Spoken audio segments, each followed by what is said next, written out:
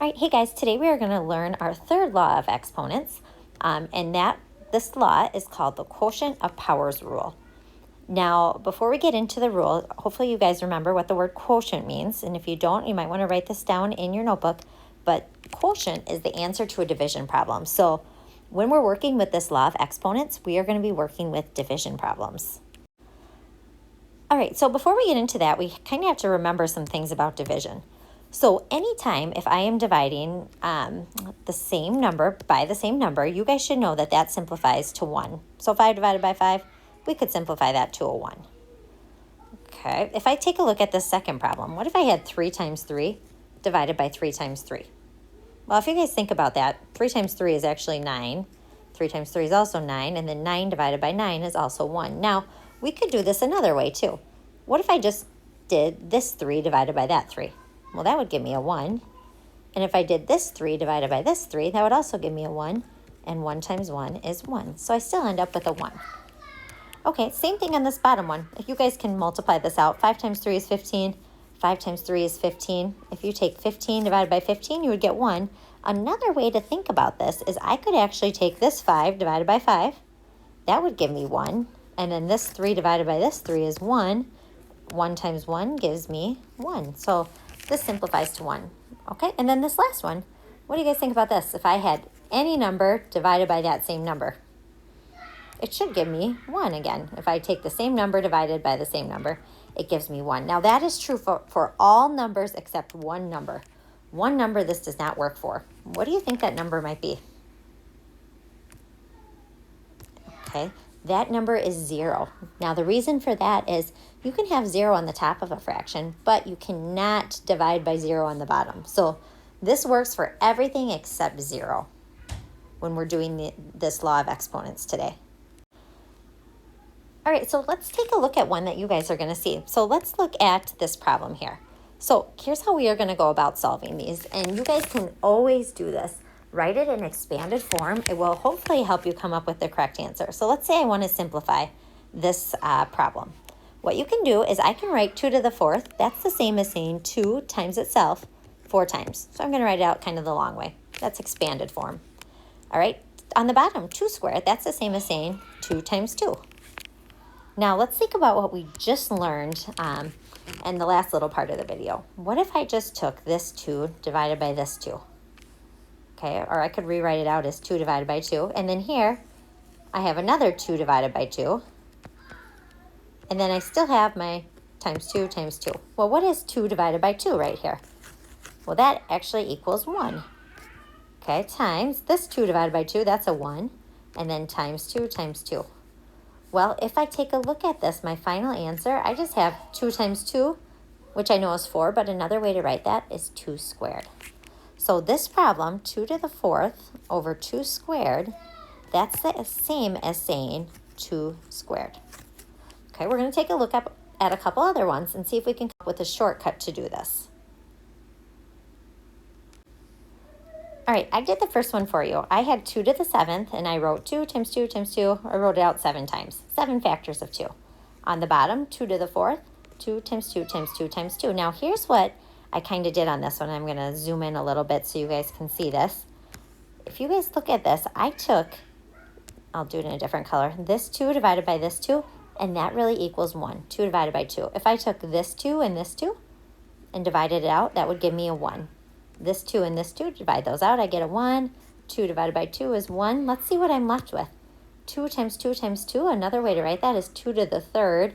On the bottom, I have 1 times 1 times 1 times 1, which is 1. So my final answer is just 2 to the 3rd. All right, let's take a look at one more. What if we looked at this bottom one? X to the 5th. I'm going to kind of write that out the long way. X times X times X times X times X. And then X squared is X times X. Now let's look what happens if you guys think about that last slide. If I take X divided by X, that should make a 1. Here, if I take X divided by X, that should also make a 1, right? The same number divided by the same number. So what I'm left with on the top is just an X times an X times an X, which is X to the 3rd. On the bottom, I have 1 times 1 here, which is the same as 1. So I could write X to the 3rd over 1, which is the same as X to the 3rd. Okay, now I want you guys to think, do you guys notice any shortcuts to finding these? Or could you do these last two that are left pretty quickly? Why don't you go ahead, pause the video, push play when you're ready to see the answers.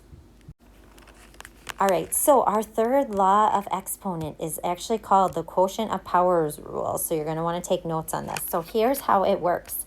Again, you can always write this out the long way. But when I did 5 to the 6 over 5 squared, again, I'll write it out real quick. So 5 times 5 times 5 times 5 times 5. Oh, one more. So there's 5 to the 6 over 5 squared. Okay, I end up with, if I divide this out, 5 divided by 5 is 1.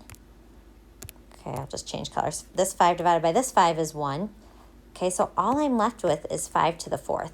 So another way to think about that is if you look at these two exponents, a 6 and a 2, you can actually subtract the 6 and the 2, and you end up with 5 to the 4th.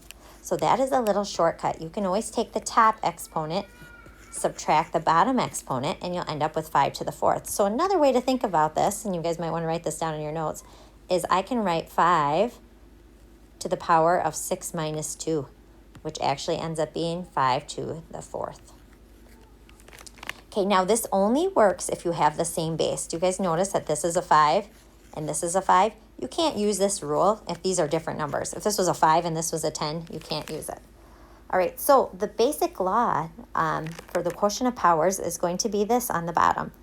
So I have, if I had any exponent, let's say I had a to the m, and then divided by a to the nth power, what I can do is I can take my base, a, and then I can subtract the two exponents. The top one, m, minus the bottom one, n.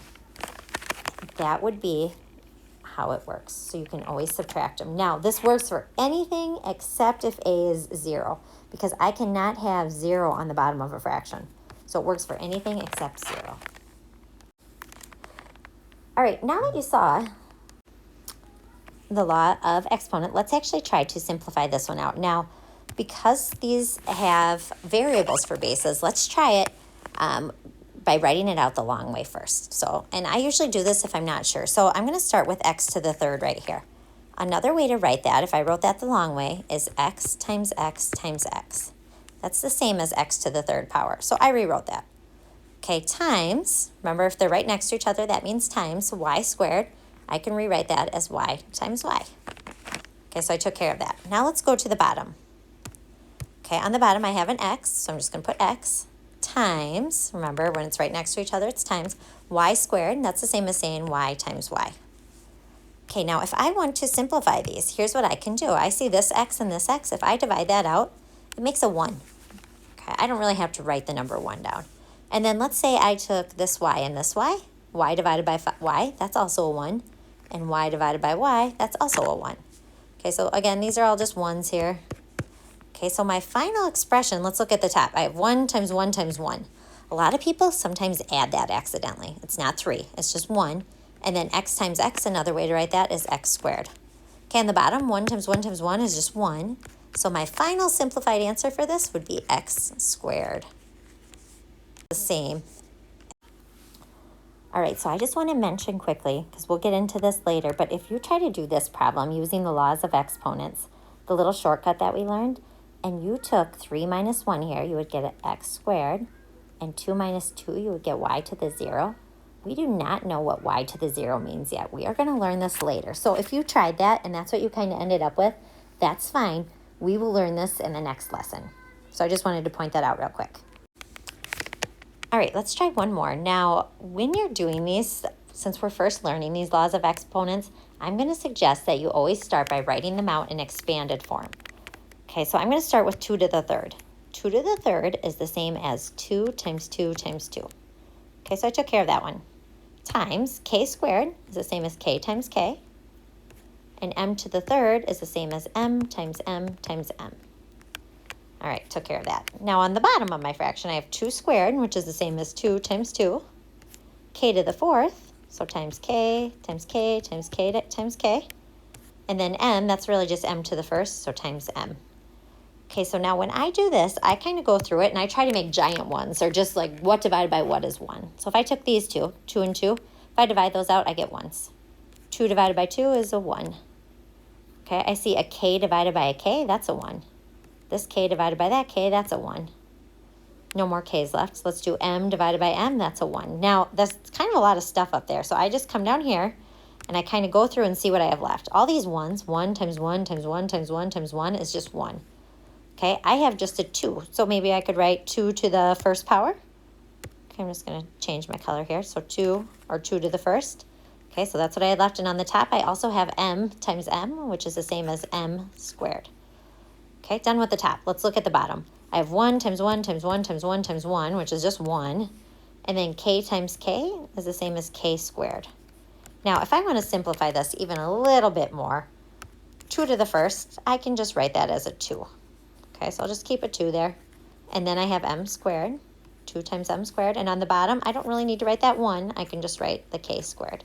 This would be my final simplified answer. Okay, right now, because we're just learning this will be way easier if you guys expand it out and write it the long way.